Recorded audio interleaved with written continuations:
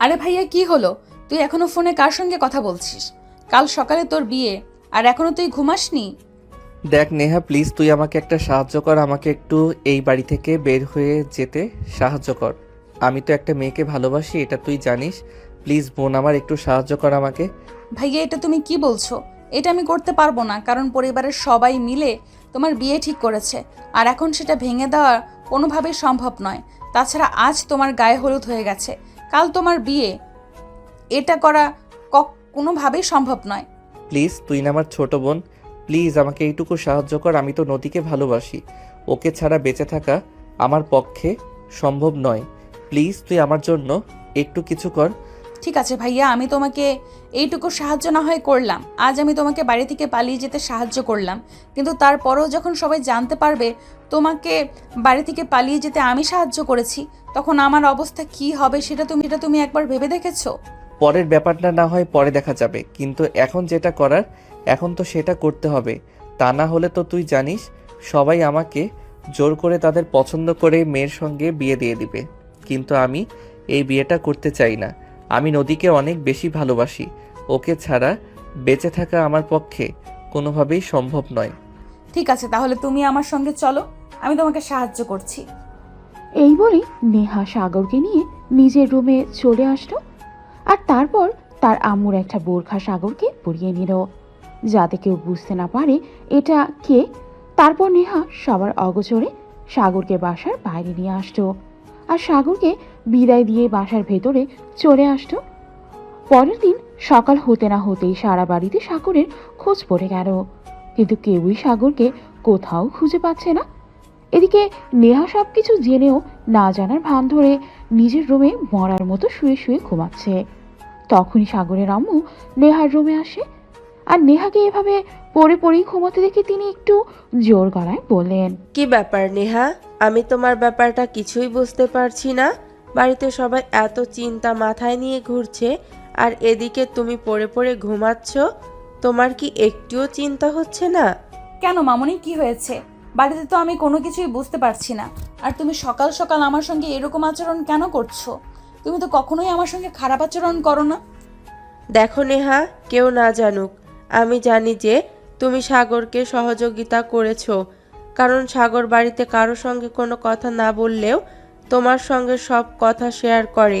তুমি তার চাইতে বয়সে ছোট হলেও সে তোমাকে নিজের খুব ভালো বন্ধু মনে করে। তাই আমি তোমাকে শেষবারের মতো বলছি, তুমি বলো সাগর কোথায় গেছে? নেহা খুব ভালোভাবেই বুঝতে পারলো এখন সাগরের আম্মুর কাছে সত্য কথা না বলে আর কোনো উপায় নেই। তাই নেহা সমস্ত সত্য কথা সাগরের আম্মুর কাছে বলে দিল। সাগরের আম্মু নেহার বলা কথা শুনে মাথায় হাত দিয়ে বসে পড়ল, কারণ তিনি ভাবতেই পারছেন না সাগর এটা করতে পারে। তিনি নেহাকে বললেন, আচ্ছা ঠিক আছে সোনা, আমি তোমাকে একটা কথা বলছি। তুমি আমার সঙ্গে যেসব কথা বলেছো, তুমি এসব কথা কিন্তু আর কারোর সঙ্গে বলবে না, কারণ তুমি যদি এসব কথা অন্য কারোর সঙ্গে বলো তাহলে সবাই কিন্তু তোমাকে অনেক বকাবকি করবে। এমনকি তোমার নানা ভাই তোমাকে মারধরও করতে পারে। তাই আমি তোমাকে তোমার ভালোর জন্যই বলছি, নিজের মুখটা বন্ধ রাখো, এইটা তোমার জন্য ভালো হবে। আচ্ছা মামনি, ঠিক আছে। মামনি, আমার না ক্ষুধা পেয়েছে, আমাকে কিছু খেতে দেবে? দেখো, আজকে তো বাড়িতে কোনো কিছুই রান্না হয়নি। সকাল হতেই তো সবাই সাগরকে খুঁজতে চলেছে, কেউই সাগরকে খুঁজে পায়নি, তাই রান্না করা হয়নি। আমি তোমাকে কিছু টাকা দিচ্ছি, তুমি এই টাকাগুলো নিয়ে চুপি চুপি সবার চোখের আড়ালে বাইরে চলে যাও। তারপর থেকে রেস্টুরেন্ট থেকে কিছু কিনে খেয়ে নিও।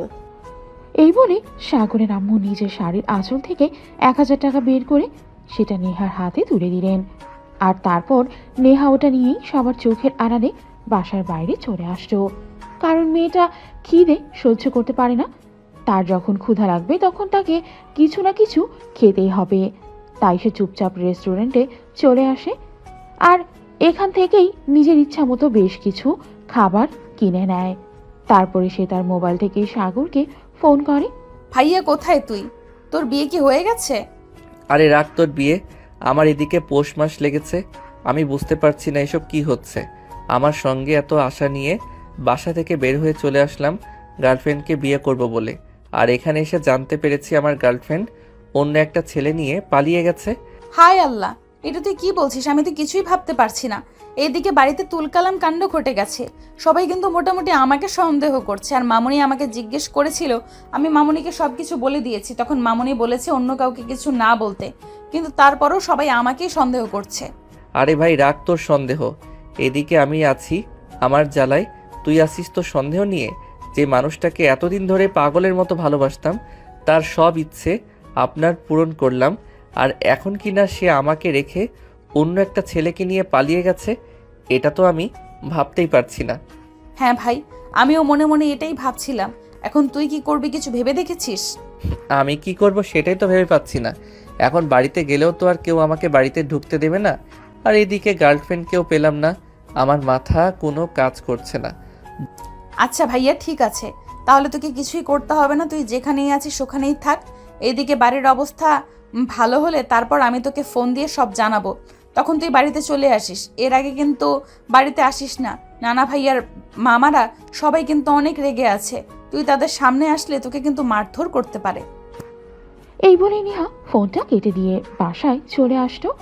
আর এইদিকে নেহা যেই না বাসার ভেতরে প্রবেশ করতে যাবে তখনই তার নানা ভাই তাকে ডেকে নিল। কি ব্যাপার নেহা, তুমি কোথায় গিয়েছিলে? আমি তো অনেকক্ষণ ধরে তোমাকে খুঁজতেছিলাম, কোথাও খুঁজে পাচ্ছিলাম না। নানা ভাই, আসলে আমার একটা বন্ধু আমার সঙ্গে দেখা করতে এসেছিল, ওর সঙ্গে কথা বলতে গিয়েছিলাম। কেন, কিছু হয়েছে নাকি?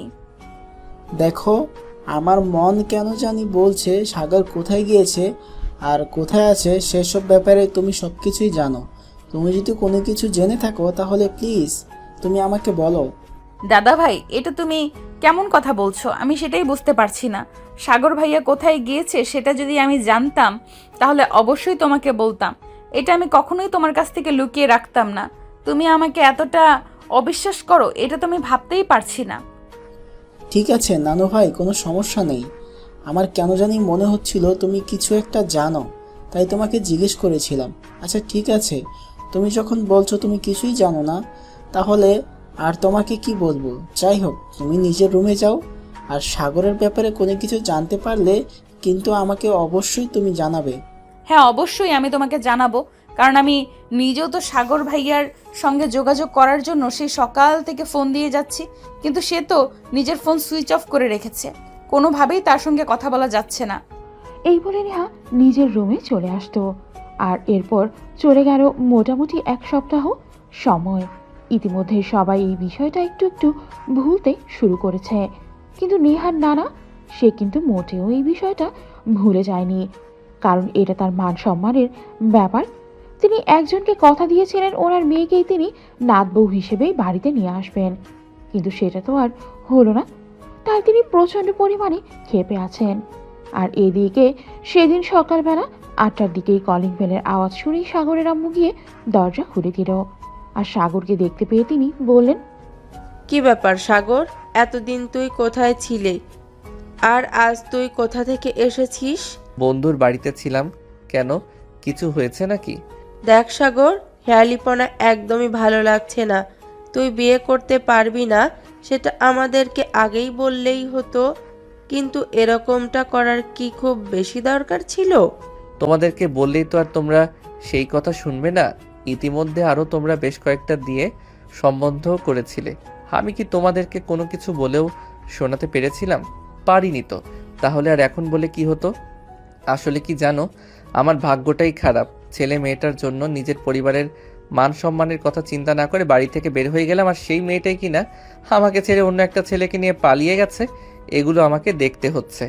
তুই যখন আমাদের মান সম্মানের কথা চিন্তা না করে বাড়ি থেকে বের হয়ে গিয়েছিলি, তখন কি তোর মনে হয়নি যে তুই একটা মানুষকে অন্ধবিশ্বাস করে আমাদের কথা না শুনে বাড়ি থেকে বের হয়ে চলে যাচ্ছিস? তারপর তোর সঙ্গেও কেউ বিশ্বাসঘাতকতা করতে পারে? আমি কি করে জানবো ওই মেয়েটা আমার সঙ্গে এভাবে বিশ্বাসঘাতকতা করবে? কারণ আমি তো তাকে সত্যিকার অর্থেই ভালোবেসেছিলাম, কিন্তু সে আমার সঙ্গে প্রতারণা করবে এটা তো আমার কাম্য ছিল না। যাই হোক, এখন বলো বাড়ির কি অবস্থা? দাদা ভাই কোথায় আছে? দাদা ভাই নিজের রুমে আছে। আর আমি চাইবো এখন তুমি তোমার দাদা ভাইয়ের কাছে গিয়ে ওনার পা ধরে ক্ষমা চাইবে।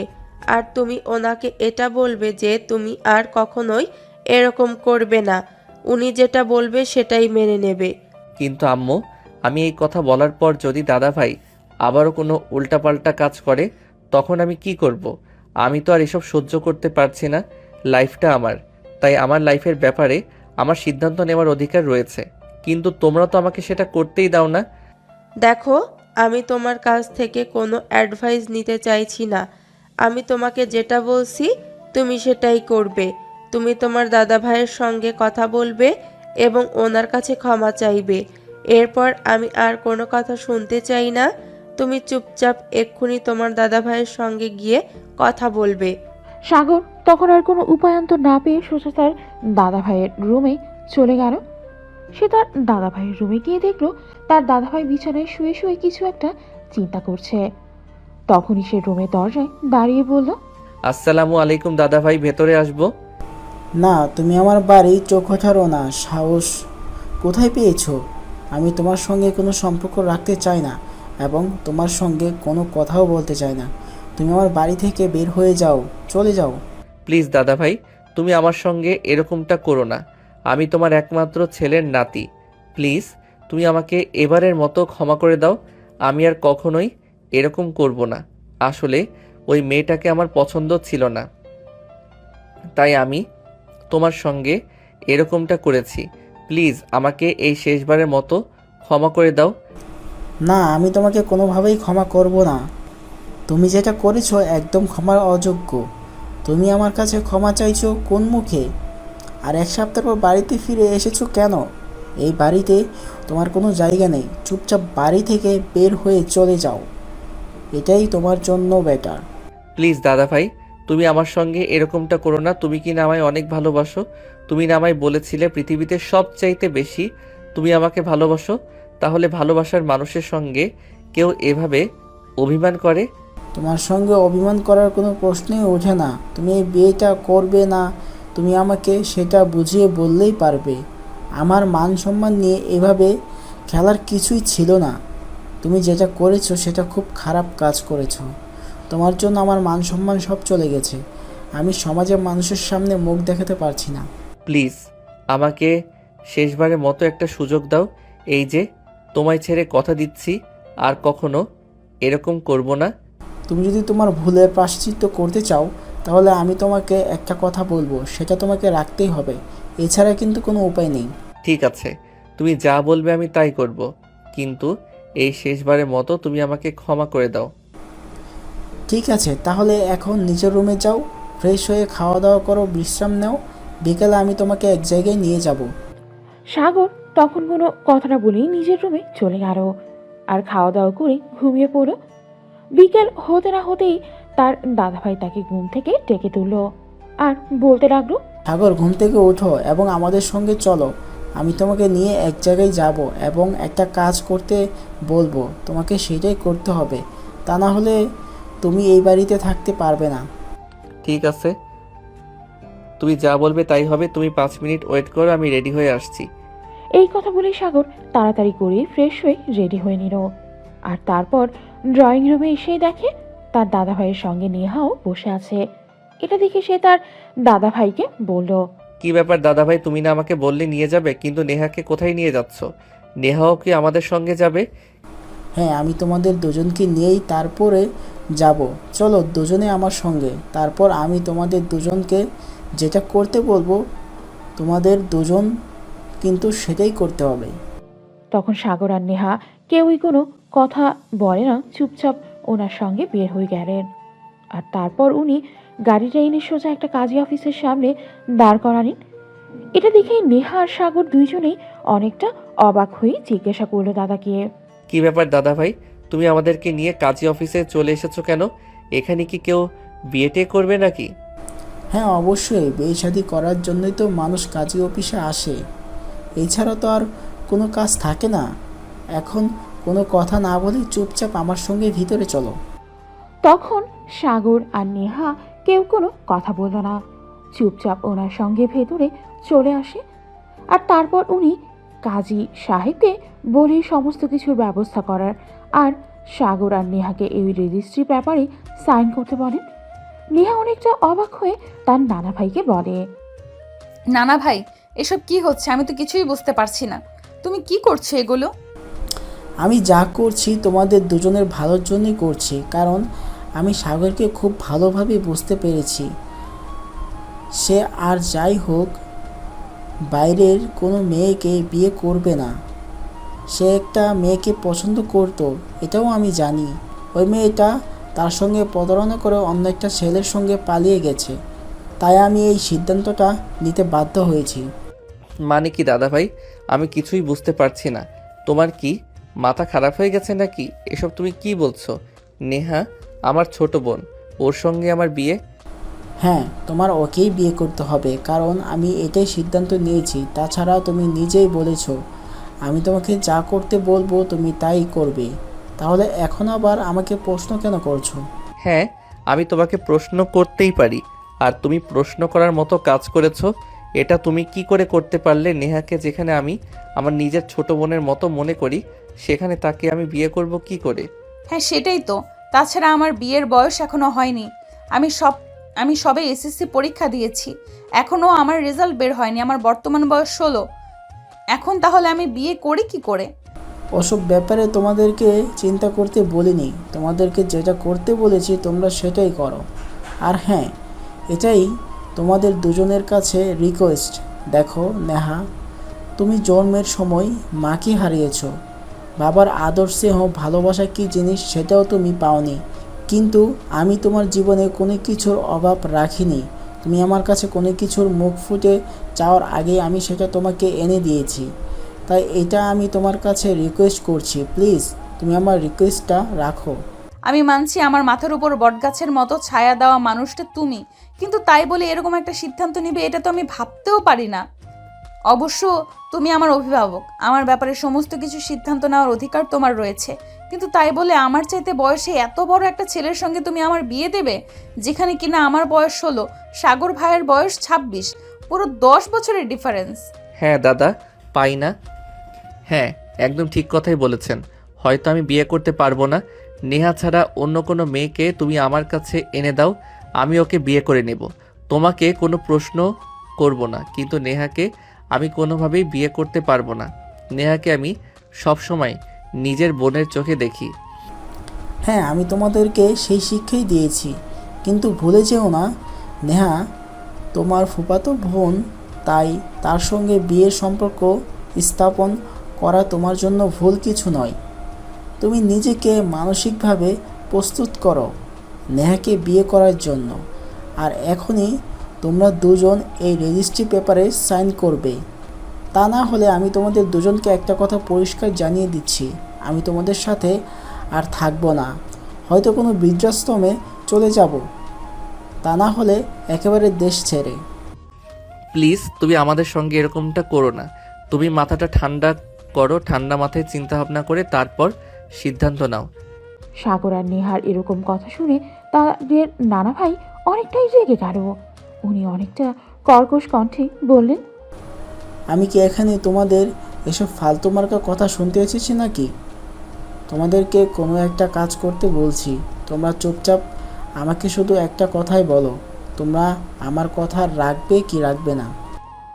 দুজনেই চুপচাপ দাঁড়িয়ে আছে, কেউ কি কোনো কথা বলছে না। এদিকে নেহা সাগরের চাইতে বয়সে অনেকটাই ছোট। তাছাড়া তারা দুজনে আপন ফুফাতো মামাতো ভাই বোন, এটা তো তারা কোনোভাবেই মেনে নিতে পারছে না। তাছাড়া তাদের দাদা ভাইয়ের কথা ফেলে দেওয়ার মতো সাহসও তাদের নেই। তাই বেশ কিছুক্ষণ চিন্তা ভাবনা করেই সাগর বলল, ঠিক আছে, তুমি যেটা ভালো মনে করো সেটাই হবে। হ্যাঁ নানা ভাই, তুমি যেটা ভালো মনে করো সেটাই হবে। শুধু দুঃখ লাগে নিজের ভাগ্যের ওপর। আজ যদি আমার বাবা মা থাকতো তাহলে হয়তো এটা আমার সঙ্গে হতো না। তারা হয়তো আমার ইচ্ছেগুলোকে গুরুত্ব দিত, আমার পড়াশোনা শেষ করে নিজের পায়ে দাঁড়াতে দিত, আর তখন আমার জীবনের ব্যাপারে আমাকে সিদ্ধান্ত নিতে বলতো। প্লিজ না, তুই আমাকে ভুল বুঝিস না। তোর ভালো মন্দরও ব্যাপার আছে, চিন্তা ভাবনা করেই আমি এরকম একটা সিদ্ধান্ত নিতে বাধ্য হয়েছি। তোর মা আমার একমাত্র মেয়ে ছিল। তোর মাকে আমি অনেক বেশি ভালোবাসতাম। তোর মা তোকে আমার কাছে রেখে পৃথিবীর মায়া ত্যাগ করে চলে গেছে, কিন্তু তারপর থেকে আমি কিন্তু তোকে কখনো কোনো কিছুর অভাব বুঝতে দেইনি। সব সময় আমি তোর সব ইচ্ছা পূরণ করার চেষ্টা করেছি। তাছাড়া আমি সব ব্যাপারে চিন্তা ভাবনা করেই তারপরে সিদ্ধান্তটা নিয়েছি। সাগর ছেলেটা অতটাও খারাপ নয় যে তোকে ভালো রাখতে পারবে না। তাছাড়া আমার অর্থ সম্পদ তো যা কিছু আছে সব কিছু তো তোদের দুজনেরই থাকবে। চিন্তা করিস কেন তাহলে? চিন্তা অর্থ সম্পদের জন্য না না ভাই, চিন্তা করছি শুধুমাত্র নিজের জন্য। কারণ আজ আমার বাবা মা থাকলে হয়তো আমার নিজের চাইতে বয়সে বড় একটা ছেলেকে বিয়ে করতে হতো না। নিজের মনের বিরুদ্ধে গিয়েও হয়তো কাউকে বিয়ে করতে হতো না। যে মানুষটাকে এতদিন ধরে নিজের বড় ভাই বলে মনে করে এসেছি, আর সেই মানুষটিকে কিনা একটা সময় আমাকে স্বামী হিসেবে গ্রহণ করতে হবে, এটা হয়তো আমার জন্য খুব কঠিন হয়ে গেল। সময়ের সাথে সাথে সব কিছু হয়ে যাবে। প্লিজ নানু ভাই, তুমি এত কিছু চিন্তা করো না। আমি তোমাকে যেটা বলছি তুমি সেটাই করো। আমি তোমার জন্য খারাপ কিছু কখনোই করব না। অতপর সাগর আর নেহা কোনো কিছু চিন্তা না করেই ওই বিয়ের রেজিস্ট্রি পেপারে সাইন করে দিল। তখন তার দাদা ভাই তাকে বলল, সাগর, তুমি নেহাকে নিয়ে বাড়িতে চলে যাও। আমার একটু কাজ আছে, কাজটা শেষ করে আস্তে আস্তে আমার একটু লেট হবে। আর বাড়িতে গিয়ে কিন্তু তোমরা দুজনে কাউকে কিছু বলবে না। যা বলার সবটা আমিই বলবো। সাগর আর নেহা তখন কোনো কথা না বলেই চুপচাপ বাসায় চলে আসে। দুজনেরই মন খারাপ, কেউ কারোর সঙ্গে কোনো কথা বলছে না। এটা দেখেই সাগরের আম্মু নেহাকে প্রশ্ন করলো, কি ব্যাপার নিহা, কি হয়েছে তোমাদের দুজনের? আমি তো কিছুই বুঝতে পারছি না। তোমরা দুজনে এভাবে মন খারাপ করে বসে আছো কেন? কোনো কিছু হয়েছে নাকি? আমাকে বলো। না মামুনি, নিজের প্রতি আজ নিজের খুব ঘেন্না লাগছে। কেন জন্মের পর মাকে খেয়ে নিলাম, আর কেনই বা পাপা আমাকে রেখে আর একটা বিয়ে করে বউ বাচ্চা নিয়ে সংসার করছে? কেন আমাকে তার কাছে রাখতে পারলো না? কি এমন অন্যায় করেছিলাম আমি? প্লিজ এভাবে বলো না। আমি কি কখনো তোমাকে মায়ের অভাব বুঝতে দিয়েছি? আমি তো তোমাকে বরাবরের মতো নিজের সন্তানের মতোই ভালোবেসে আগলে রাখার চেষ্টা করছি। কি হয়েছে বলো আমাকে। মামুনি, আমার কিছু ভালো লাগছে না। তুমি প্লিজ আমাকে কোনো প্রশ্ন করো না। আমি আমার রুমে যাচ্ছি, প্লিজ বিরক্ত করো না। এই বলে নেহা কান্না করতে করতে নিজের রুমে চলে আসলো আর দরজা আটকে দিয়েই কান্না করতে লাগলো। কেন এরকমটা হলো? যাই হোক, এদিকে দেখতে দেখতে দুপুর গড়িয়ে বিকেল হয়ে গেল। আর তখনই আমজাদ সাহেব বাসায় আসতেন। ওনার হাতে অনেকগুলো মিষ্টির প্যাকেট। এগুলো দেখেই সাগরের আম্মু অনেকটা বিস্মিত হয়ে প্রশ্ন করলেন, কি ব্যাপার আব্বু, কোনো খুশির খবর আছে নাকি? আপনি আজ এতগুলো মিষ্টি নিয়ে আসলেন? হ্যাঁ, সেটা তুমি আমাকে দেখেই বুঝতে পেরেছো। এখন এগুলো নেও, আমার খুব কষ্ট হচ্ছে। ঠিক আছে, এগুলো আমার কাছে দিন। আর আপনি ড্রয়িং রুমে এসে একটু বিশ্রাম নিন, তারপর বলুন না কি হয়েছে। আমি তো আর ধৈর্য ধরতে পারছি না। এই কথা বলে সাগরের আম্মু তার শ্বশুর মশাইয়ের হাত থেকে মিষ্টির প্যাকেটগুলো নিয়ে ড্রয়িং রুমের টেবিলে রাখলো। আর তারপর তার শ্বশুর মশাইকে এক গ্লাস পানি খেতে দিল। পানি খাওয়া শেষ হলে সাগরের আম্মু আবার তার শ্বশুর মশাইকে জিজ্ঞাসা করলো, হ্যাঁ আব্বু, এবার বলুন না কি হয়েছে। যেটা হয়েছে সেটা শুনে সহ্য করতে পারবে তো? আমায় ভুল বুঝবে না তো? যদি তোমরা কেউই আমাকে ভুল না বুঝো তাহলে আমি তোমাদেরকে এটা বলতে পারি। আপনি আমাদের বাড়ির সবার বড়, আপনি আমাদের মুরব্বি। আমরা কেন আপনাকে ভুল বুঝবো? আপনি যা করবেন তা আমাদের ভালোর জন্যই করবেন। তাহলে আপনাকে ভুল বোঝার কারণ কি আছে? কিন্তু তারপরেও মানুষের মন তো বলতে কতক্ষণ, সেটা তো আর বলা যায় না। তাই বলছি, আমি যেটা করেছি সেটা তোমাদের ভালোর জন্যই করেছি। কিন্তু তোমরা সেই ভালোটা বুঝতে পারবে কিনা সেটাই তো বলতে পারছি না। আপনার ওপর আমাদের সম্পূর্ণ ভরসা আছে। আপনি যা করবেন আমাদের ভালোর জন্যই করবেন। আপনি কখনো আমাদের খারাপ কিছু করবেন না। আমি সাগর আর নেহার বিয়ে দিয়ে দিয়েছি। এসব আপনি কি বলছেন বাবা? ওরা ভাই বোন, ওদের মধ্যে কখনো প্রেম ভালোবাসার সম্পর্ক আমি দেখিনি। তাহলে আপনি কি দেখে ওদের দুজনের বিয়ে দিলেন? ওদের মধ্যে প্রেম ভালোবাসার কোনো সম্পর্ক নেই, সেটা আমি নিজেও খুব ভালো করেই জানি, কিন্তু তারপরও আমার মনে হয় আমি যেটা করেছি একদম ঠিক কাজই করেছি। আমার মেয়েটা মারা যাওয়ার আগে আমার হাত দুটো ধরে বলেছিল আমি যেন সারা জীবন তার মেয়েটাকে দেখে রাখি, কিন্তু আমি তো আর সারা জীবন বেঁচে থাকবো না, তাই আর মেয়েটাকে আমি দেখে রাখতে পারবো না। কিন্তু আমার মনে হয় আমি নেহাকে সাগরের হাতে তুলে দিলে সাগর আমার অসম্পূর্ণ কাজটা সম্পূর্ণ করবে। আচ্ছা ঠিক আছে, আপনি যখন করে ফেলেছেন তখন তো আর কিছু করার নেই। কিন্তু ভাববার বিষয় হলো যে সাগর আর নেহা দুজন দুজনকে মেনে নিবে কি নেবে না। দেখো, ওরা বাচ্চা মানুষ, এখন ওদের আবেগ কাজ করে, ওরা বিবেক দিয়ে কোনো কিছুই ভাবতে পারে না। ওরা যখন বিবেক দিয়ে কোনো কিছু ভাববে তখন অবশ্যই আমি যেটা করেছি সেটাকে একদম ঠিক কাজ মনে করবে। তাই তোমরা এত চিন্তা করো না, দেখবে সময়ের সাথে সাথে সব কিছু ঠিক হয়ে যাবে। ও আচ্ছা, তাহলে আমি এতক্ষণে বুঝতে পেরেছি। আসলে এই কারণেই হয়তো ওরা দুজন যখন বাসায় এসেছিল দুজনেরই খুব মন খারাপ ছিল। যাই হোক বাবা, আপনি যখন করেছেন তখন আমি আপনাকে ভরসা করে বলছি, আপনার বিশ্বাসের মর্যাদা হয়তো আমার ছেলে কোনো দিন হলেও রাখবে। এই বলে সাগরের আম্মু সোজা সেখান থেকে নেহার রুমে চলে গেল। নেহার দরজার সামনে দাঁড়িয়ে থেকে ডাকতে লাগলো, কিন্তু নেহা কোনো সারা শব্দ করছিল না, চুপচাপ রুমে বসেই কান্না করছিল। প্রায় 10 মিনিট পর নেহা নিজের চোখে পানি দিয়ে তারপর চোখ মুখ মুছে দরজা খুলল। দরজা খুলে সাগরের আম্মু তাকে দেখতে পেয়ে বলল, কি ব্যাপার নেহা, কি হয়েছে? সেই কখন থেকে দরজা নক করছি, তুমি দরজা খুলছো না কেন? মামুনি, আজ আমার মা বেঁচে থাকলে হয়তো আমার সঙ্গে এরকমটা হতো না। আমার মা হয়তো আমার ইচ্ছে আকাঙ্ক্ষাগুলো বুঝতো, কিন্তু তোমাদের এখানে এসে মনে হয় আমি তোমাদেরকে খুব বড় একটা সমস্যা, একটা ঝামেলায় ফেলে দিয়েছি, তাই না? নেহা, আমি কি কখনো তোমাকে তোমার মায়ের অভাব বুঝতে দিয়েছি? আমি তো সব সময় আমার সম্পূর্ণটা দিয়ে তোমার মায়ের অভাব পূরণ করার চেষ্টা করছি, কিন্তু তারপরেও তোমার কেন এরকম মনে হচ্ছে আমি সেটা বুঝতে পারছি না। তবে যাই হোক, তোমাকে একটা কথা বলতে চাই। শোনো, তোমার নানা ভাই আমাদের সবার গার্জিয়ান। আমি মনে করি তোমার নানা ভাই কখনো এমন কিছু করবে না যেটা আমাদের জন্য বা তোমার জন্য খারাপ হবে। তোমার নানা ভাই যেটা করেছে সেটা মেনে নাও। এই বলে সাগরের আম্মু সেখান থেকে চলে গেল। এরপর দিন সেদিন বিকেলবেলা নেহার নানা ভাই তাদের জন্য ফুলসজ্জার আয়োজন করার জন্য, কিন্তু সাগর আর নেহা কেউই সে তার জন্য প্রস্তুত ছিল না। নেহার নানা ভাই পার্লার থেকে মেয়েদের এনে নেহাকে সাজিয়ে দিল। অতঃপর তাদের জন্য প্রস্তুতি তোর রুমে নেহাকে পাঠিয়ে দেয়, আর কিছুক্ষণ পর সাগরকেও সেই রুমে পাঠিয়ে দেয়। কিন্তু তারা কেউই যেহেতু এটার জন্য প্রস্তুত ছিল না, তাই তারা কেউই এটা ঠিকভাবে মেনে নিতে পারল না। সাগর তো প্রচন্ড পরিমাণে ক্ষেপে আছে। আমি না হয় একটা অপরাধ করে ফেলেছি, তার জন্য কিছু বলতে পারলাম না, কিন্তু তুই কেন কিছু বললি না? কেন ঢং ঢং করে বউ সেজে আমার ঘরে চলে এসেছিস? সত্যি পৃথিবীতে যার মানে তার কেউ নেই। সত্যি পৃথিবীতে যার মা নেই তার কেউ নেই। আমি কতটা খারাপ অবস্থায় আছি এটা আমি পৃথিবীর কাউকেই বোঝাতে পারলাম না।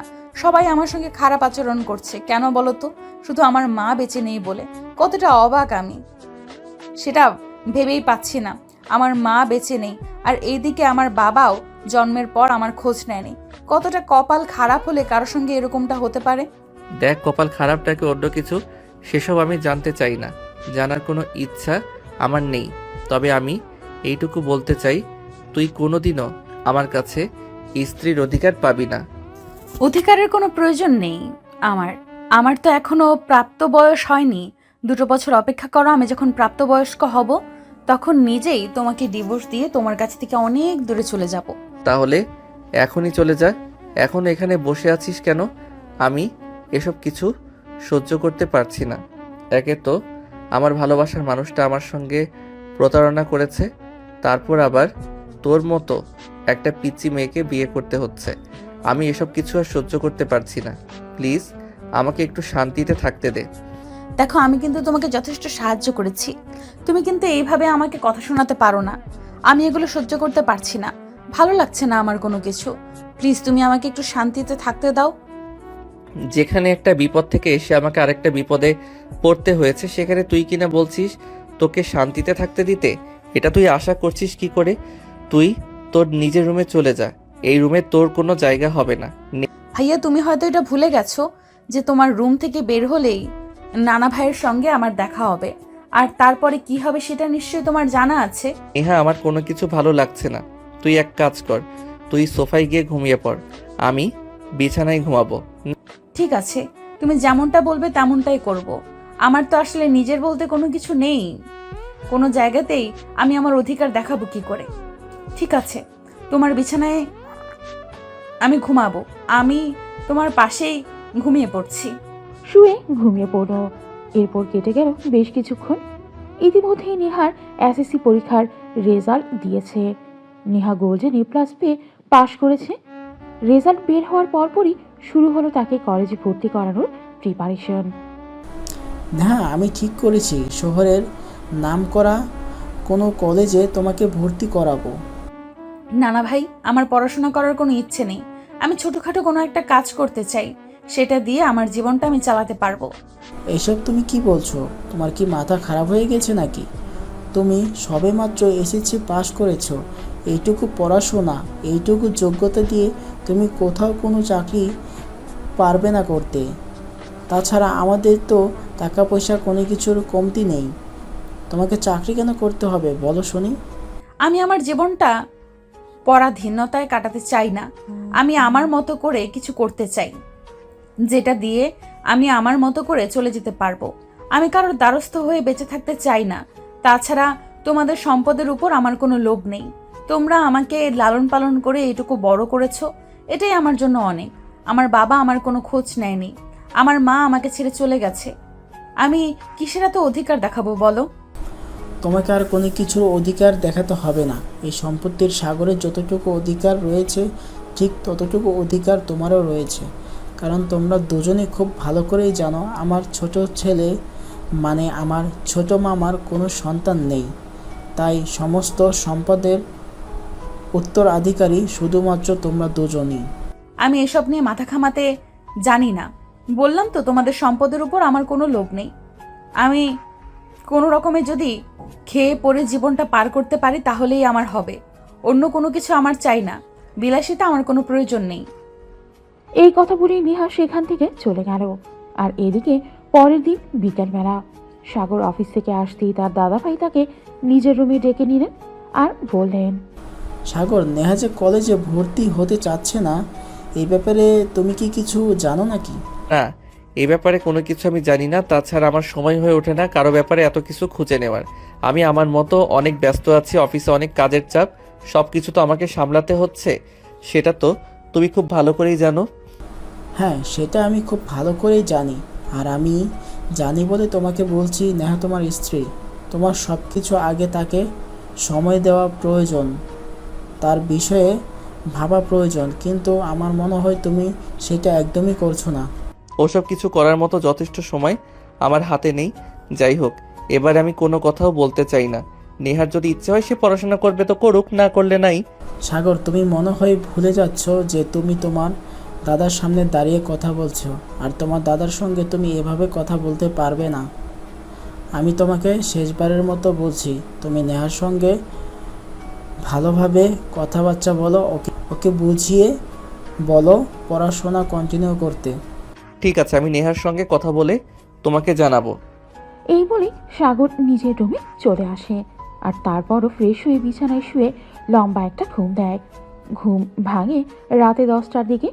নেহা ততক্ষণে নিজের কাজকর্ম সব শেষ করে প্রতিদিনকার মতো ঘুমানোর প্রস্তুতি নিচ্ছিল।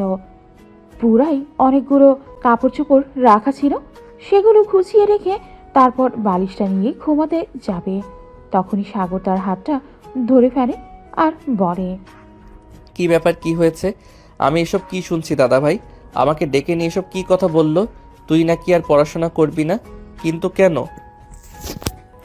এমনিতেই আমার ভালো লাগছে না, পড়াশোনা করতে, তাই আমি পড়াশোনা করব না। তাছাড়া আমি পড়াশোনা করব কি করব না সে ব্যাপারেও এখন আমাকে কারোর কাছে কৈফিয়ত দিতে হবে নাকি? তোর কাছ থেকে কৈফিয়ত নেওয়ার কোনো ইচ্ছে আমার নেই, কারণ তুই তো খুব ভালো করে জানিস তোকে আমি এখনো পর্যন্ত নিজের স্ত্রী হিসেবে মেনে নিতে পারি না। সেখানে তোর কাছ থেকে কৈফিয়ত চাইবো আমি কেন? যাই হোক, তোকে যেটা বলতে এসেছিলাম সেটা হলো, দাদাভাই আমাকে বলল তুই কেন পড়াশোনা করছিস না বা করতে চাইছিস না, সেই ব্যাপারে যেন তোকে জিজ্ঞাসা করি। এখন বল আমি দাদাভাইকে কি উত্তর দেব? তুমি কি উত্তর দেব তোমার ব্যক্তিগত ব্যাপার, কিন্তু আমি এই ব্যাপারে তোমার সঙ্গে কোনো কথাই বলতে চাই না। সাগরের হাত থেকে নিজের হাতটা ছাড়িয়ে সে নিয়ে সোফায় গিয়ে ঘুমিয়ে পড়ল। এভাবেই চলছিল দিনগুলো। এরপর চলে গেল প্রায় 15 দিন সময়। অলরেডি কলেজে ভর্তি হওয়ার ডেট চলে যাচ্ছে। সেদিন আবারও নেহা নানা ভাই তাকে নিজের রুমে ডেকে নেয় আর বলে, নেহা, আমি চাই না আমার চোখের সামনে তোমার জীবনটা নষ্ট হয়ে যাক, তাই আমি তোমাকে কিছু বলতে এসেছি, তোমাকে শুনতেই হবে। আমার জীবনটা আর কে নষ্ট হবে? কি বাকি আছে আমার জীবনে? কোনো কিছুই তো নেই। না পেলাম মাকে, না পেলাম বাবার আদর, তাহলে কি চাই আমার জীবনে?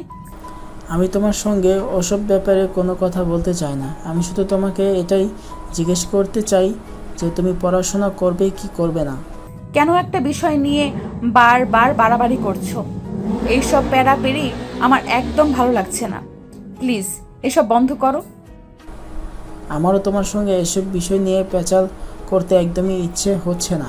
তুমি কালকে আমার সঙ্গে যাবে, আমি তোমাকে কলেজে ভর্তি করিয়ে দিয়ে আসব। কিন্তু নানা ভাই, আমি কোনো কথা শুনতে চাই না। তোমাকে যেটা বলেছি তোমাকে সেটাই করতে হবে। তুমি কাল সকালে রেডি হয়ে থাকবে, আমি তোমাকে নিয়ে কলেজে অ্যাডমিশন করিয়ে দিয়ে আসব। আর সাগরের ব্যাপারটা আমি পরে দেখব। আমার মনে হয় কেন জানি সাগর তোমার সঙ্গে সম্পর্কটা ভালো রাখছে না। দেখো, কেউ আমার সঙ্গে সম্পর্ক ভালো রাখছে কি রাখছে না সেটা কিন্তু একদমই তোমার ব্যাপার নয়। ওটা আমার ব্যক্তিগত ব্যাপার। আমাকে ওটা পৌঁছাতে দাও। কারণ যদি ইচ্ছে হয় তাহলে সে আমার সঙ্গে ভালো ব্যবহার করবে, আর যদি ইচ্ছে না হয় তাহলে সে আমার সঙ্গে ভালো ব্যবহার করবে না। এটা নিয়ে চিন্তা করার কি আছে? আমি তো সেটাই বুঝতে পারছি না। তোমার বোঝার প্রয়োজন নেই, যা বোঝার আমি নিজেই বুঝে নেব। এখন যাও, রুমে গিয়ে ঘুমিয়ে পড়ো, আর কাল সকাল হলেই তুমি রেডি হয়ে থাকবে, আমি তোমাকে নিয়ে যাব। এরপর নেহা আর কোনো কথা না বলেই নিজের রুমে চলে আসে আর প্রতিদিনকার মতো সোফাতেই ঘুমাতে চলে যায়। পরের দিন সকালবেলা ঘুম থেকে উঠে নানা ভাইয়ের কথা মতো রেডি হয়ে নিল, কারণ এই বাড়িতে তার নানা ভাইয়ের কথা অমান্য করায় এরকম কেউ নেই। তাই সে যেহেতু এই বাড়িতে থাকে তাই তাকে সব কথা মেনেই চলতে হবে। সকালবেলা ঘুম থেকে উঠেই তৈরি হয়ে তারপর তার নানা ভাইয়ের সঙ্গে কলেজে যাবার উদ্দেশ্যে রওনা দেয়। তার নানা ভাই তাকে কলেজে অ্যাডমিশন করিয়ে দেয় আর তারপর তাকে কলেজে রেখেই তার নানা ভাই চলে আসতো আর তাকে বলে আসতো, চিন্তা করার কোনো কারণ নেই, আমি সাগরকে বলে যাব, অফিস থেকে ফেরার সময় তোমাকে নিয়ে যাবে। সেটার কোনো প্রয়োজন নেই। আমার কাছে কিছু টাকা আছে। তাছাড়া কলেজ তো আর বাসা থেকে খুব বেশি দূরে নয়, আমি চলে যেতে পারবো। দেখো নেহা, আমার মুখের উপর কথা বলা কিন্তু আমি একদমই পছন্দ করি না। তোমাকে যেটা বলেছি সেটাই করবে। আমি সাগরকে ফোন দিয়ে বলে দেব তোমার কলেজ ছুটি হওয়ার আগেই সেখানে চলে আসবে, আর তারপর তোমাকে নিয়ে চলে যাবে। নেহা তখন আর কোনো কথা বলে না। এদিকে নানা ভাই কলেজ থেকে বের হয়ে চলে আসতো আর সে ফ্রিজের ক্লাসরুমে চলে গেল। ক্লাস যেতেই একটা মেয়ের সঙ্গে তার দেখা হয়। হ্যালো, আমি রিয়া। তোমার পরিচয় জানতে পারি? আমি নেহা, নাহিয়ান ইসলাম নেহা। ও আচ্ছা, তাহলে তো আমরা দুজন যেহেতু একই ক্লাসে পড়েছি, তাহলে কি আমরা বন্ধু হতে পারি? হ্যাঁ অবশ্যই, কেন নয়? আমরা অবশ্যই ভালো বন্ধু হতে পারি।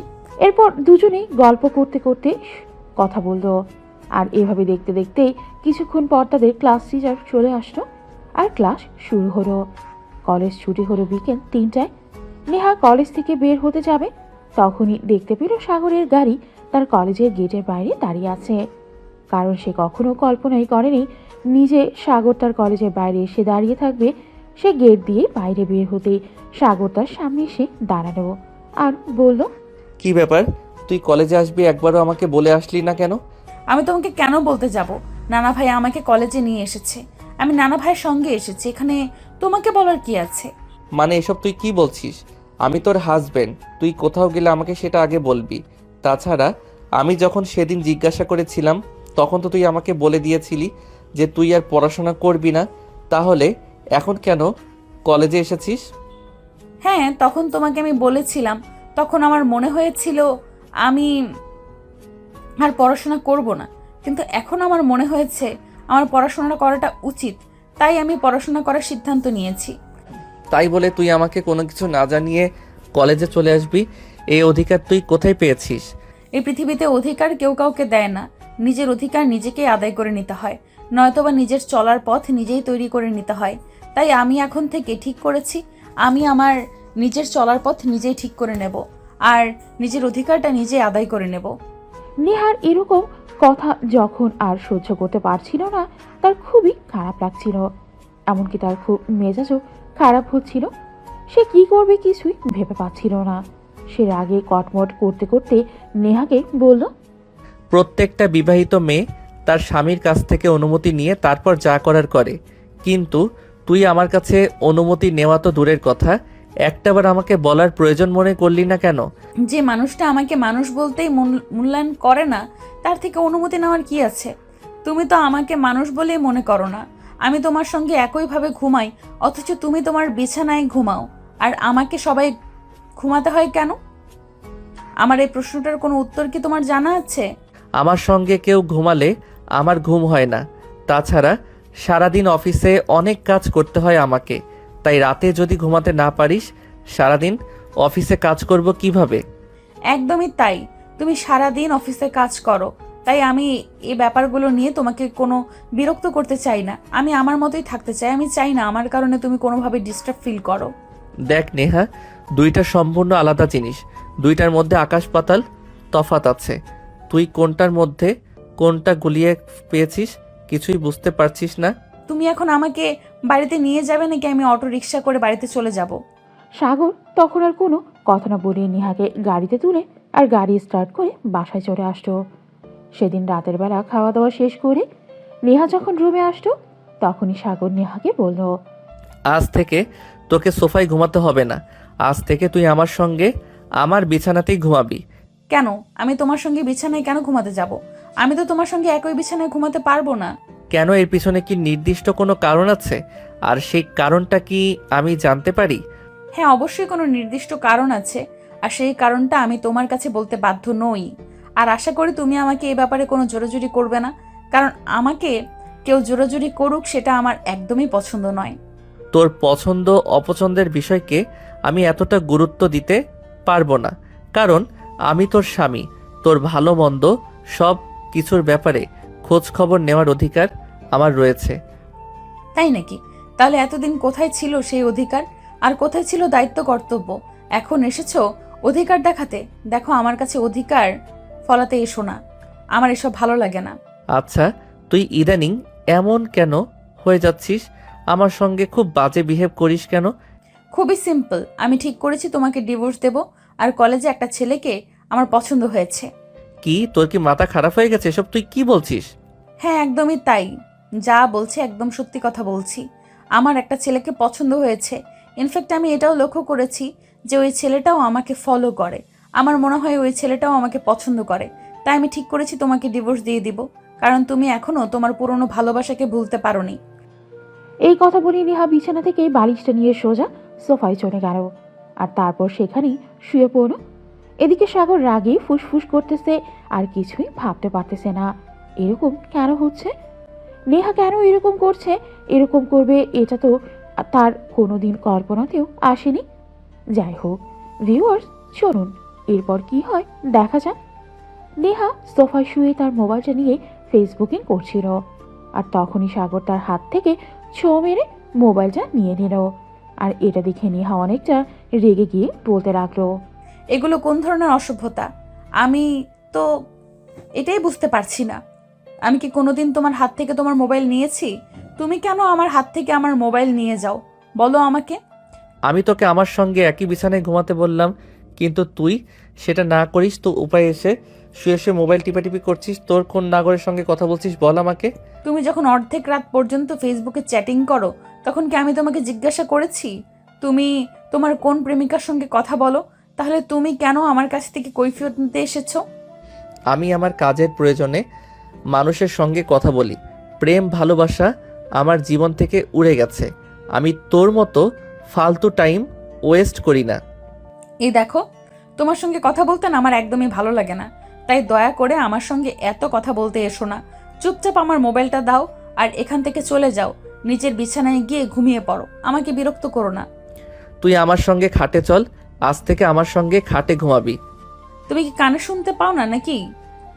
তোমাকে যে আমি বললাম যে আমি তোমার সঙ্গে ঘুমাবো না, তাছাড়া যেখানে আমি তোমাকেই বলে দিয়েছি কিছুদিনের মধ্যেই তুমি তোমার ডিভোর্স লেটার হাতে পেয়ে যাবে, তাহলে তুমি কেন এখন আমাকে নিজের বিছানায় রাখতে চাইছো?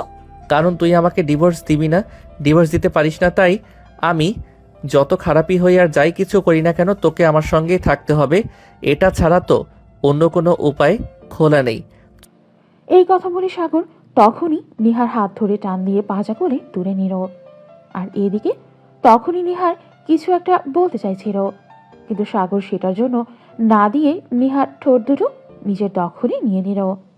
তারপর একদম বিছানায় নিয়ে শুইয়ে দিয়েও বিছানায় ছেড়ে দেওয়া মাত্রই নিহা লাফ মেরে উঠে বসে। বিছানা থেকে নেমে যেতে চাইছিল, কিন্তু সাগর তাকে আর সেটা করতে দিল না। চুপচাপ এখানে শুয়ে থাক, এখান থেকে একবার নড়াচড়া করার সাহসটুকু পর্যন্ত দেখাবি না, তাহলে তোর সঙ্গে এমন কিছু হবে যেটা তুই কল্পনাও করতে পারবি না। এই কথা বলে সাগর নদীকে জড়িয়ে ধরে ঘুমিয়ে পড়ল। কিন্তু সারা রাত কেটে গেল, নদীর চোখে কোনোভাবেই ঘুম আসলো না। কারণ এই প্রথমবার তার সঙ্গে একটা ছেলে মানুষ ঘুমিয়েছে, তারপর আবার প্রাপ্তবয়স্ক। তার ভাবতে কেমন জানি লাগছিল। সারাটা রাত এভাবেই কেটে গেল, সে আর ঘুমোতেই পারল না। ফজরের আজান দেওয়া মাত্রই সে সাগরের বাঁধন থেকে নিজেকে ছাড়িয়ে নিয়ে ফ্রেশ হয়ে উজু করে নামাজ পড়ে নিল। তখনই সাগরের ঘুম ভাঙল, আর সাগর বিছানা থেকে বলতে লাগলো, জানিস আজ রাতে না খুব ভালো একটা ঘুম হয়েছে। তাছাড়া তুই ঘুম থেকে উঠে নামাজ পড়ে নিয়েছিস, আমাকে ডাকলি না কেন? তুমি ঘুমাচ্ছিলে তাই তোমাকে ডাকিনি, তাছাড়া তোমাকে ডাকার কোনো প্রয়োজন আছে বলে আমি মনে করি না। যার যখন ঘুম থেকে উঠতে ইচ্ছা হবে তখন সে ঘুম থেকে উঠে নেবে, এতে এত ডাকাডাকি করার কি আছে? নেহা, তুই ভুলে যাস না তুই আমার বিয়ে করা বউ। আমাকে ঘুম থেকে ডেকে তোলা এটা তোর দায়িত্ব। তুই তোর দায়িত্ব থেকে নিজেকে পিছিয়ে নিতে পারিস না। হ্যাঁ, একদমই তাই। আমিও তোমাকে সেটাই বোঝাতে চাইছিলাম। আমি তোমার বিয়ে করা বউ, কিন্তু আমি বেশি দিন তোমার সঙ্গে থাকবো না, কারণ তোমাকে আমি ডিভোর্স দিয়ে যাব। আর হ্যাঁ, আজ থেকে হয়তো আমি আর এই রুমে ঘুমাবো না, কারণ রাতে তুমি আমাকে সারা রাত জড়িয়ে ধরে ঘুমিয়েছিলে। আমি ঘুমাতে পারিনি, সারা রাত একটিবারের জন্য আমার চোখ দুটো বন্ধ করতে পারিনি। তাই আমি ঠিক করেছি আজ থেকে আমি আর এই রুমে থাকবোই না, আমি অন্য রুমে ঘুমাবো। এই কথা বলেই চলে গেল। সাগরকে আর কোনো কথা বলার সুযোগ না দিয়েই নেহা বের হয়ে রান্নাঘরে চলে গেল, আর তার শাশুড়ি মা ওরফে মামিকে রান্নার কাজে সহযোগিতা করতে লাগলো। এভাবেই নাস্তার সময় হয়ে আসলো, আর তারপর সবাই মিলে একসঙ্গে নাস্তা করে নিল।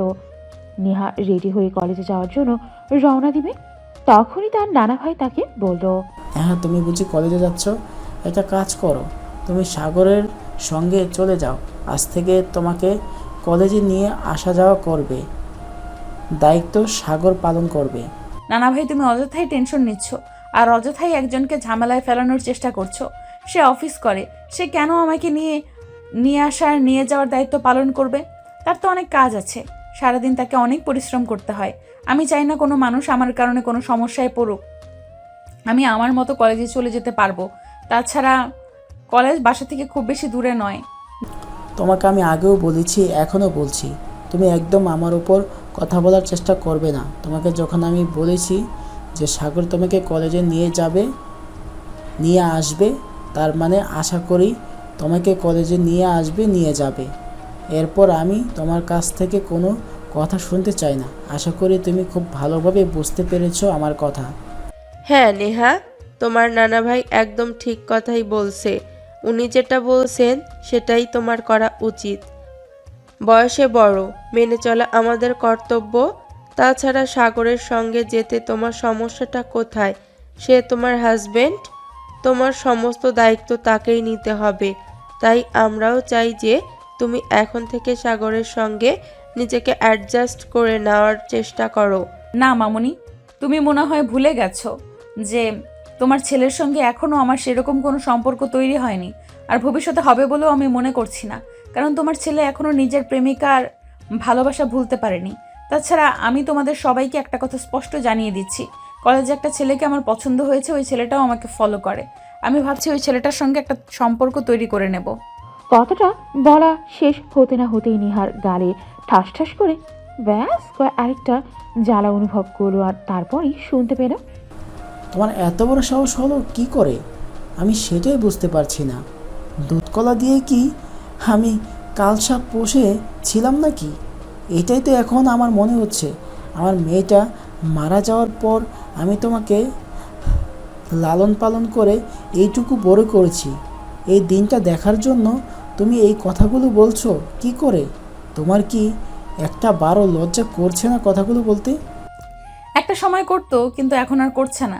কারণ আমি দেখতে পাচ্ছি যে সব কিছুই আমার উপর জোর করে চাপিয়ে দেওয়া হচ্ছে।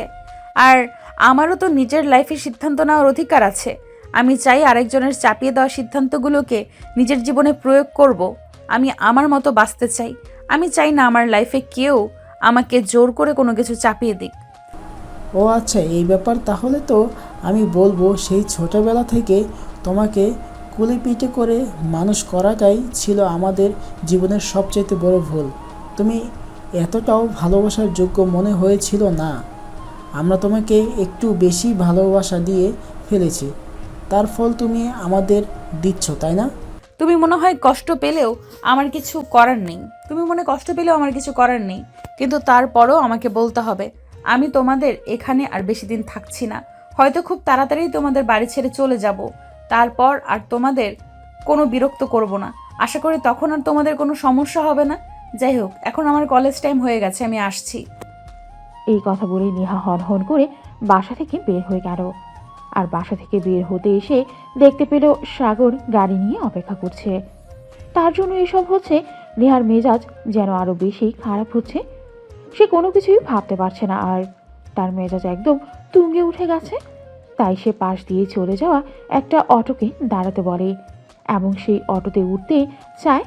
তখনই সাগর পেছন থেকে তার হাতটা ধরে ফেলে আর এক কানে নিজের বুকের সঙ্গে মিশিয়ে নেয় আর বলতে থাকে, শোন, ভালোবাসা হারিয়ে ফেলেছি তাই বলেছি, ভালোবাসতে পারবো না এরকমটা কোনো হাদিসে লেখা নেই।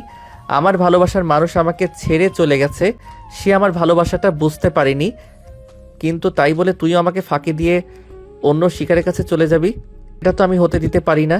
তোকে যা কিছু হয়ে যাক না কেন, কারণ আমার সঙ্গে থাকতে হবে। এছাড়া তোর হাতে আর কোনো অপশন নেই। তোমরা পেয়েছোটা কি আমাকে বলো তো শুনি। তোমরা নিজেদের ইচ্ছা মতো আমাকে হাতের পুতুল বানিয়ে নাচাবে কেন বলো তো? আমার মা বেঁচে নেই বলে কি আমার জীবনে স্বাদ আহ্লাদ বলতে কিছুই নেই? আমি কি বেঁচে থাকার অধিকারটাই নেই? কেন তোমরা করছো আমার সঙ্গে এগুলো? তোর সঙ্গে আমরা কিছুই করছি না।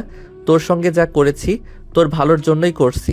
চল আমার সঙ্গে চুপচাপ, তা না হলে কিন্তু রাস্তার মধ্যে এমন কিছু করব যেটা তুই কল্পনাও করতে পারবি না। কথাটা একটু জোর গলায় বলল সাগর। তাই নেহা অনেকটা ভয় পেয়ে গেল। তাই সে চুপচাপ গাড়িতে গিয়ে উঠে বসল। কারণ সে চায় না রাস্তার মধ্যে কোনো ঝামেলা হোক। তাছাড়া তার কলেজে টাইম হয়ে গেছে। এখন অটোতে করে গেলে হয়তো একটু লেট হয়ে যেতে পারে।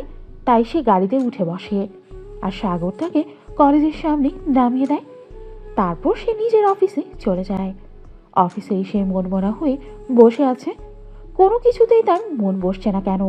নেহা তার সঙ্গে ইদানিং এরকম আচরণ করছে কেন? নেহা তাকে বুঝতে চাইছে না কেন বারবার তার সঙ্গে খারাপ আচরণ করছে। তখনই তাদের অফিসের ম্যানেজার তো আর কেবিনে আসে আর বলে, স্যার, আপনার সঙ্গে একটা ব্যাপারে কথা বলার ছিল। আমি এই মুহূর্তে কারোর সঙ্গে কোনো ব্যাপারে কথা বলতে চাই না। এমনিতেই আমার মেজাজটা খুবই খারাপ আছে। আমি একটু একা থাকতে চাই। দুপুরের মধ্যে কেউ আমার কেবিনে আসবেন না। কেউ আমাকে কোনো বিরক্ত করবেন না। হ্যাঁ স্যার, সে না হয় ঠিক আছে, আমি বুঝলাম, কিন্তু একটা কথা আপনাকে না বললেই হচ্ছে না, কারণ এটা খুবই ইম্পর্টেন্ট। তাই যদি অনুমতি দেন তাহলে আমি আপনাকে বলতাম। সমস্যা কি আপনার? বলেন তো শুনি। আমি না আপনাকে বলেছি আপনি চুপচাপ এখান থেকে চলে যান? আমি এই মুহূর্তে কারোর সঙ্গে কোনো কথা বলতে চাই না। আমি একা থাকতে চাই। আমার খুব খারাপ লাগছে। প্লিজ আপনি এখান থেকে চলে যান। ম্যানেজার তখন আর কোনো কথা না বলে ওখান থেকে চলে গেল, কারণ তিনি বুঝতে পারেন সাগর হয়তো একটু রেগে আছে কোনো ব্যাপারে। তাই এই মুহূর্তে তার সঙ্গে কথা না বলাটাই বেটার। সাগর প্রায় 2-3 ঘন্টা নাগাদ কোনো কাজ না করে চুপচাপ নিজেরই কেবিনে বসে রইল। আর তারপর সকাল 11টার দিকে সে ম্যানেজারকে নিজের ক্যাবিনে ডেকে পাঠালো আর বলল, কি ব্যাপার, কি হয়েছে? আপনি কি আমার সঙ্গে কোনো ব্যাপারে কথা বলতে চান নাকি? না মানে আসলে আপনি সকালবেলা আমার সঙ্গে কথা বলতে এসেছিলেন। আসলে আমার মেজাজ খুবই খারাপ ছিল, তাই আমি আপনার সঙ্গে কথা বলতে পারিনি। আর কারোর সঙ্গে কথা বলতে ইচ্ছে করছিল না তাই। হ্যাঁ স্যার, আপনার সঙ্গে খুবই দরকারি একটা কথা বলার ছিল। আমরা যে চায়না কোম্পানির সঙ্গে ডিলার করতে চলেছি, ওই চায়না কোম্পানির কাল বাংলাদেশে আসবে, আর আপনাদেরকে তাদের সঙ্গে টানা 3 দিন কাজ করতে হবে। আরে এটা আপনি কি বলছেন? আমি যখন ওদের সঙ্গে কথা বলেছিলাম তখন তো ওরা বলেছিল যে একদিন ওদের সঙ্গে কাজ করতে হবে আর সমস্ত কাজ ওদেরকে বুঝিয়ে দিতে হবে, তাহলে ওরা সব কিছু বুঝে যাবে। হ্যাঁ স্যার, ওরকমটাই কথা হয়েছিল, কিন্তু আজকে সকালে ওরা আমাকে ফোন করেছিল আর ওরা আমাকে জানিয়েছে যে তাদের 5 জন এমপ্লয়ি আসার কথা ছিল, কিন্তু সেখানে 2 জন এমপ্লয়ি আসবে। তাই এই 2 জনকে সমস্ত কাজ বুঝিয়ে দিতে হবে। তাছাড়া ওরা ওর জন্য 10 কোটি টাকা পেমেন্ট করেছে। এই ব্যাপার ঠিক আছে, কোনো সমস্যা নেই। টাকার জন্য আমি সব করতে পারি। আপনি তো জানেন আমার জীবনের টাকাটা কতটা ইম্পর্টেন্ট, তাই টাকা যখন সামনে আসে তখন অন্য কোনো ব্যাপার মাথায় ঢোকে না। যাই হোক, আপনি ওদেরকে বলে দিন আমি ওদের সাথে কাজ করতে রাজি আছি। ম্যানেজার তখন কোনো কথা না বলেই সেখান থেকে বের হয়ে চলে গেল। আর এরপর পরের দিন সকালবেলা ঘুম থেকে উঠেই সাগর তৈরি হয়ে নিলেও চায়নাদের সঙ্গে কাজ করতে যাওয়ার জন্য রেডি হয়ে নদীর সঙ্গে দেখা করতে গেলেও নদী তখন কলেজে যাওয়ার জন্য তৈরি হচ্ছিল। নেহা, তোকে 3 দিন বিরক্ত করব না, আমি একটা কাজে ঢাকায় চলে যাচ্ছি। আল্লাহ আমারে বাঁচাইছে, এই 3টা দিন অন্তত একটু শান্তিতে থাকতে পারবো। যাই হোক, আল্লাহর কাছে অশেষ শুক্রিয়া। তবে তুই কোনো চিন্তা করিস না, এই 3 দিনের ভালোবাসাটা আমি কিন্তু পরে সুদে আসলে গুনে নেব। ভালোবাসা? কি রে, তোকে আমি আবার এমন কি বললাম যে তুই হাসছিস? দেখ, হাসার মতো কোনো কথা কিন্তু আমি বলিনি। যা বলেছি একদম ঠিক কথাই বলেছি। ভালোবাসা আমার জীবন থেকে চলে গিয়েছে তো কি হয়েছে? আবার কাউকে ভালোবাসতে পারবো না এটা তো কোনো হাদিসে লেখা নেই।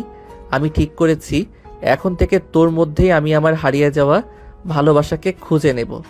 নেহা তখন সাগরের কথার আর কোনো উত্তর দিল না, মুখটা ভেঙচি দিয়ে নিজের মতো তৈরি হয়ে নিল। আর তারপর বের হয়ে কলেজে চলে গেল। কলেজে আসতেই তার নতুন বান্ধবী রিয়ার সঙ্গে তার দেখা হয়ে গেল। কি রে দোস্ত, কি ব্যাপার? আজ তোকে একটু অন্যরকম খুশি খুশি লাগছে।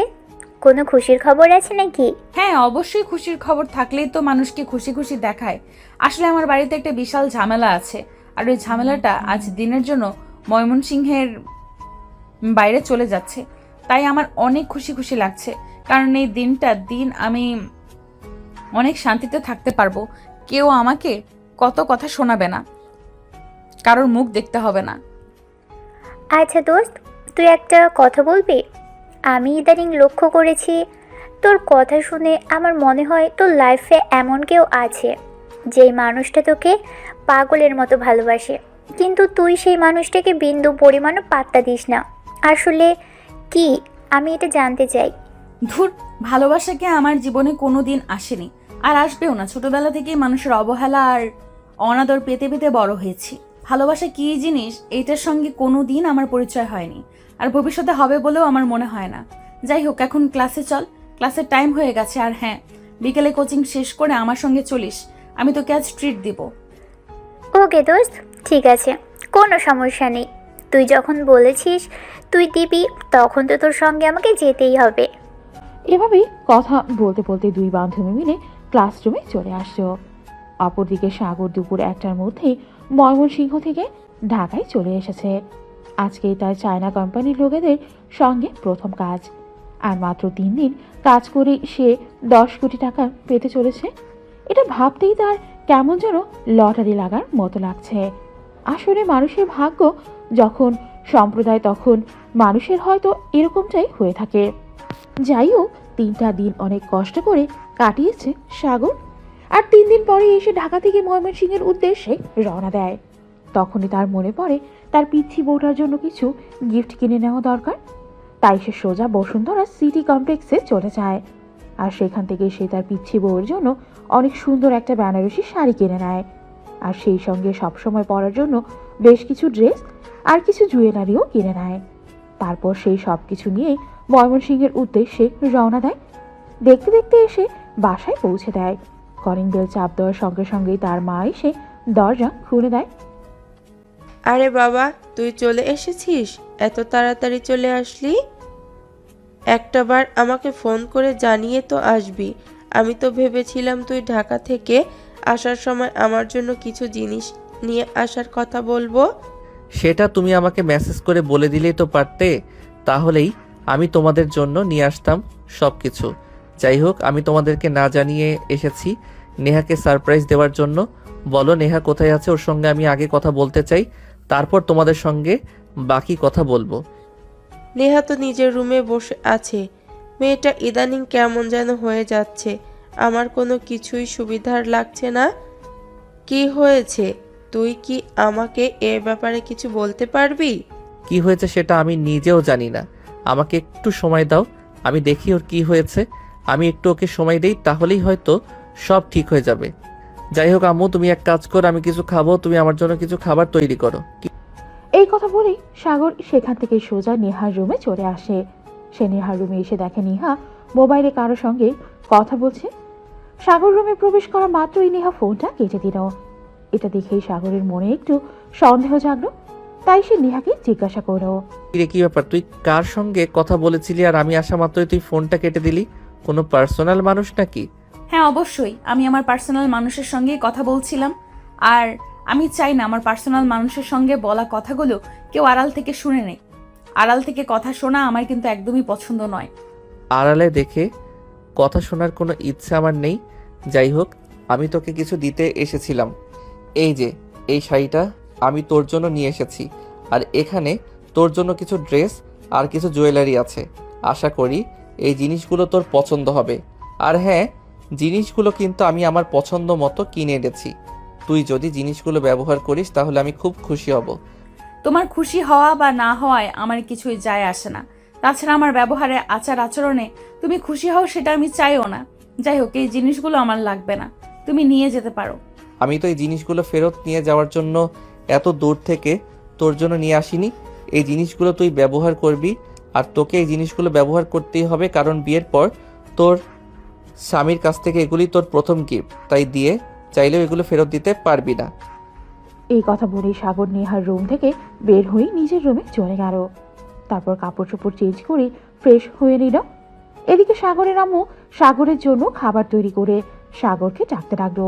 সাগর মায়ের গলার আওয়াজ শুনে খাবার টেবিলে চলে গেল খাবার খাওয়ার জন্য। আর তারপর খাবার খেয়ে নিজের রুমে এসে একটা লম্বা ঘুম পেল। ঘুম ভাঙলো একদম পরের দিন সকাল 7টায়। এই যে মিস্টার, ঘুম থেকে ওঠেন, সকাল হয়ে গেছে। আপনাকে তো আবার আজকে সকাল 8টার দিকে অফিসে যেতে হবে। তাই মামুনি বলল আপনাকে ঘুম থেকে ডেকে তুলে দিতে। সাগর চোখ মেলে তাকিয়ে দেখে নদী তার সামনে দাঁড়িয়ে আছে। তখনই হঠাৎ কেন যেন সাগরের মনে একটা অজানা আকর্ষণ কাজ করলো। আর সাগর নেহার হাত ধরে টান দিয়ে নিজের বুকের সঙ্গে মিশিয়ে নিল। নেহা নিজেকে ছাড়ানোর জন্য চেষ্টা করছিল, কিন্তু সাগর তাকে আর শক্ত করে জড়িয়ে ধরে আর নিজের বুকের সঙ্গে মিশিয়ে নেয়। কি করছো? ছাড়ো আমাকে, ছাড়ো বলছি। একদম ভালো হবে না কিন্তু। আমি তোমাকে বলেছি না তুমি আমার থেকে দূরে দূরে থাকবে। দেখ, আমি জানি একটা সময় তোর সঙ্গে আমি অনেক খারাপ আচরণ করেছি, তোরে আমি সহ্য করতে পারতাম না, কিন্তু বিশ্বাস কর ইদানিং কেন যায় না তোর প্রতি আমার অন্যরকম একটা আকর্ষণ কাজ করে। কেন এরকম হয় সেটা বলতে পারছি না, তবে আমার মনে হয় আমি হয়তো নতুন করে আবার তোর প্রেমে পড়তেছি। কোনো মানুষ আমার প্রতি আকর্ষণ করুক আমি কখনোই চাই না। আমার থেকে একটা মানুষ নিজেকে যতটা দূরে রাখতে পারবে আমি নিজেকে ততটাই সুখী মনে করব। আর সেই মানুষটা যদি তুমি হও তাহলে কোনো প্রশ্নই ওঠে না। যাই হোক, আমাকে ছেড়ে দাও। এই থাক না একটু আমার কাছে, আমার কাছে কাছে থাকলে আমার ভালো লাগে, কেন জানি না অন্যরকম একটা প্রশান্তি কাজ করে। প্লিজ তুই আমার থেকে দূরে দূরে থাকিস না। এই বলে সাগর নেহার মাথাটা বুকের সাথে চেপে ধরে আর নেহার গোলাপি ঠোঁট দুটোতে একটু আলতো করে ভালোবাসার পরশ এঁকে দেয়। সাগরের ছোঁয়া পেয়ে নেহা যেন একটু কেঁপে উঠল, আর কেমন যেন অন্যরকম একটা অনুভূতি হলো। সে তখনই সাগরকে ধাক্কা দিয়েই নিজের থেকে সরিয়ে দিল, আর সাগরের রুম থেকে বের হয়ে দৌড়ে নিচে চলে গেল। আর এদিকে সাগর বিছানা থেকে নেমেই মনে মনে কিছু একটা ভেবেই বেশ কিছুক্ষণ মুচকি মুচকি হাসতেও, আর তারপরে জামা কাপড় নিয়ে ওয়াশরুমে চলে যায়। ডাইনিং টেবিলে সবাই একসঙ্গে বসে নাস্তা করছে। তখনই নেহার নানা ভাই নেহাকে বলে, নেহা, আমি ঠিক করেছি আমি আগামী 1 মাস অফিস করব, আর তুমি সাগরকে নিয়ে হানিমুনে যাবে। আমার মনে হয় তোমার মাথাটা খারাপ হয়ে গেছে নানা ভাই, কারণ সামনে আমার এক্সাম আছে। এখন আমি কোথাও যেতে পারবো না, আর হানিমুনের তো প্রশ্নই ওঠে না। পরীক্ষা এখন আরও 1.5 মাস বাকি আছে, তাই তোমার চিন্তা কোনো কারণ নেই। তোমাকে যেটা বলেছি তোমাকে সেটাই করতে হবে। তুমি সাগরের সঙ্গে ঘুরতে যাবে এবং সেটাই শেষ কথা।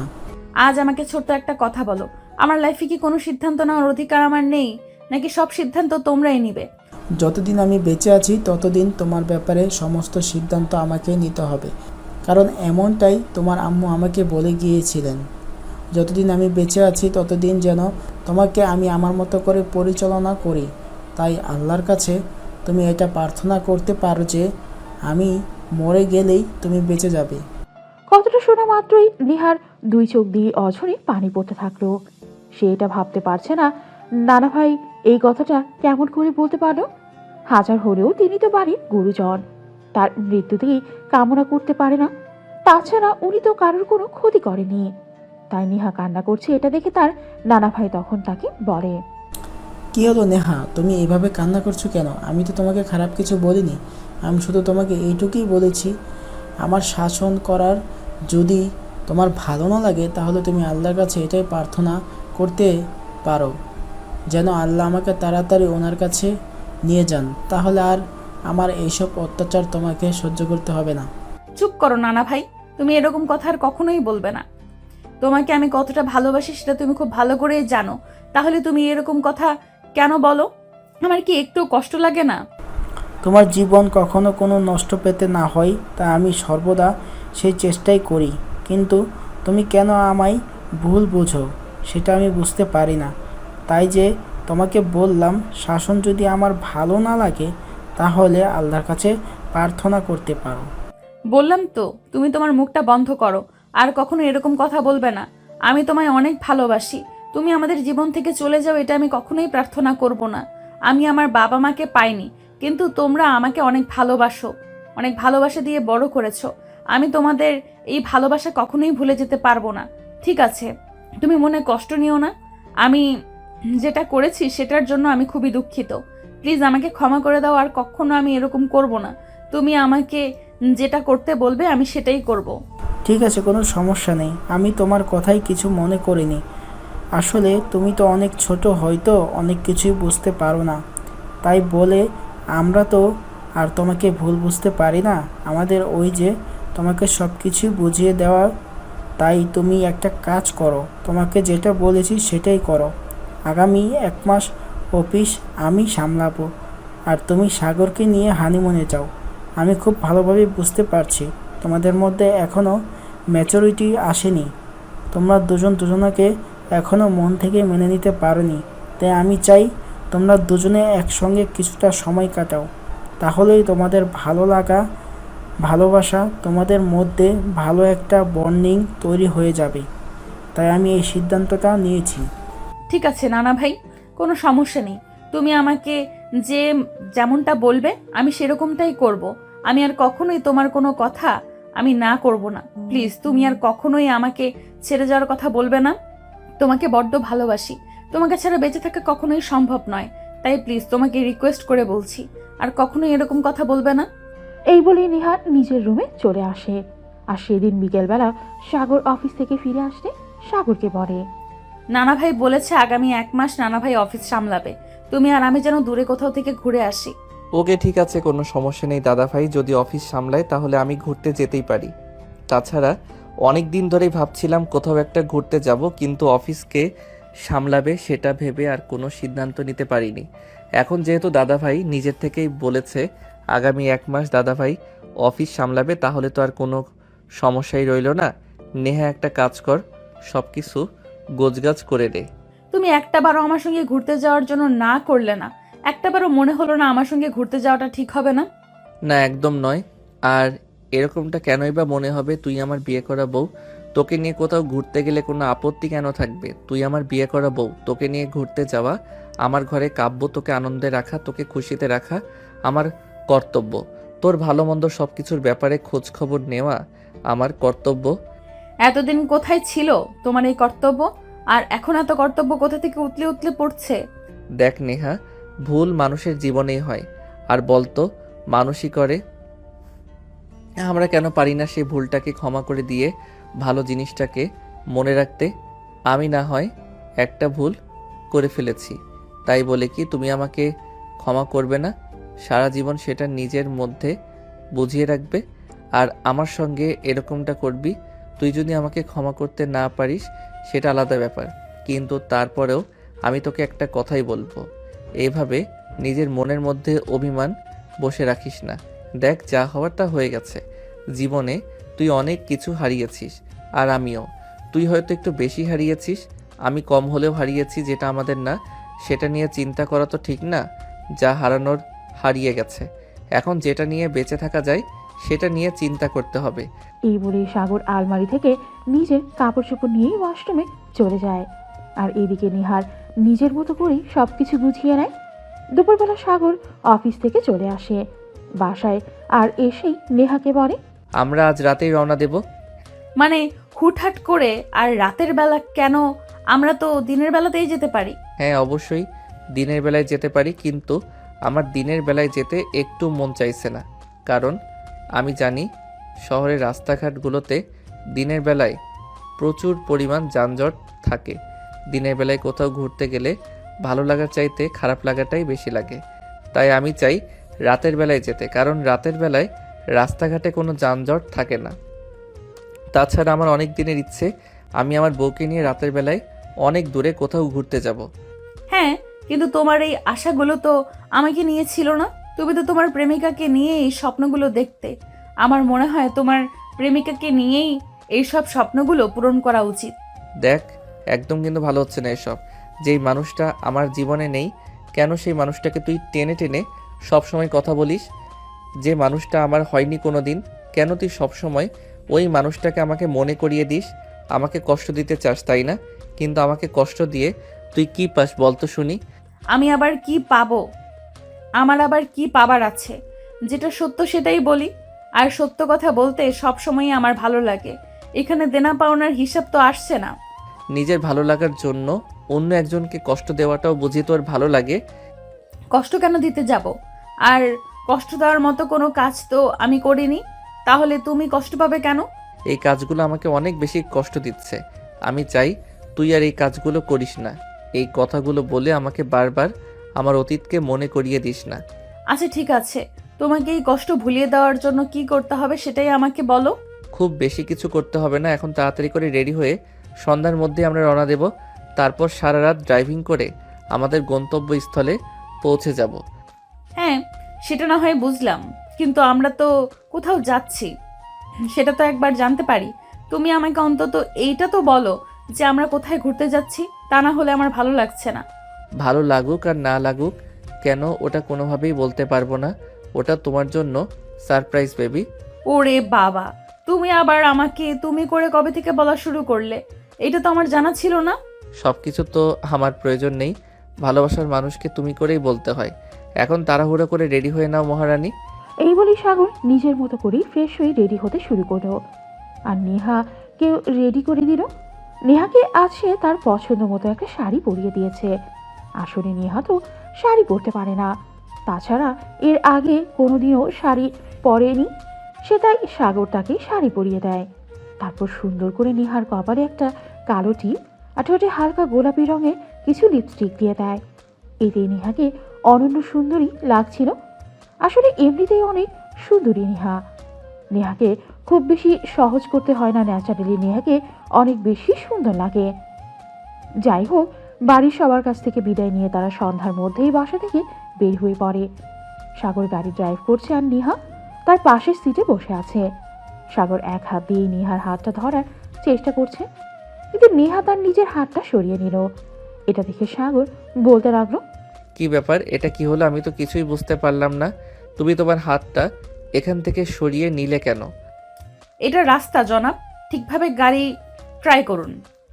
এখানে প্রেম করার জায়গা নাই। আপনি যদি ঠিকঠাকভাবে গাড়ি ড্রাইভ না করেন তাহলে অ্যাক্সিডেন্ট হতে পারে, আর অ্যাক্সিডেন্ট হলে আপনার আমার দুজনেরই জীবন বিপন্ন হতে পারে। আমি অতটাও অদক্ষ ড্রাইভার নই যে গাড়ি চালাতে গিয়ে অ্যাক্সিডেন্ট করে ফেলবো। এই কথা বলে সাগর নেহার হাতটা খপ করে ধরে ফেলে আর নিজের কাছে নিয়ে আলতো করে নেহার হাতে একটা কিস করে। নেহা সাগরের স্পর্শ পেয়ে একটু কেঁপে ওঠে আর বলতে থাকে, এগুলো কি করছো? আমার একদমই ভালো লাগছে না। তুমি আমার হাতটা ছেড়ে দাও আর ঠিকভাবে গাড়ি চালাও। চুপচাপ বসে থাকো, কোনো কথা বলবে না। এই বলে সাগর গাড়ি চালাতে লাগলো। প্রায় 2 ঘন্টা পর একটা বাংলো বাড়ির সামনে এনে গাড়িটা দাঁড় করালো। এটা দেখে নেহা সাগরকে প্রশ্ন করলো, কি হলো? এটা তুমি আমাকে কোথায় নিয়ে আসলে? তুমি না বললে আমাকে ঘুরতে নিয়ে যাবে? কিন্তু এটা তো একটা বাংলো বাড়ি, এখানে কেন নিয়ে এসেছো? তোমাকে আমি এখানে কেন নিয়ে এসেছি এটা তো ভিতরে গেলে তারপর বুঝতে পারবে। আর ভয় পাচ্ছ কেন? আমি তো আছি তোমার সঙ্গে, ভয় পাওয়ার কিছু নেই। আমি থাকতে পৃথিবীর এমন কোনো শক্তি নেই তোমাকে কোনো ক্ষতি করবে। না, ভয় পাচ্ছি না। ভয় পাওয়ার কি আছে? তারপরেও তুমি এখানে কেন নিয়ে এসেছো? ভিতরে চলো আমার সঙ্গে, ভিতরে গেলেই বুঝতে পারবে। এই বলেই সাগর নদীকে নিয়েই ভেতরে চলে আসে। ভেতরে আসতেই নদীর চক্ষু চরকাত। এটা কি একদম রাজপ্রাসাদের মতো। একটা বাড়ি, আর পুরো বাড়িটাই ফুল আর লাইট দিয়ে সাজানো আছে। স্নেহা অবাকের চূড়ান্ত সীমানায় পৌঁছে গিয়ে সাগরকে প্রশ্ন করে, এটা তুমি আমাকে কোথায় নিয়ে এসেছো? আমার ভালোবাসার মহারানীর জন্য ছোট্ট একটা গিফট। আমি তোমার জন্যই বাড়িটা বানিয়েছি।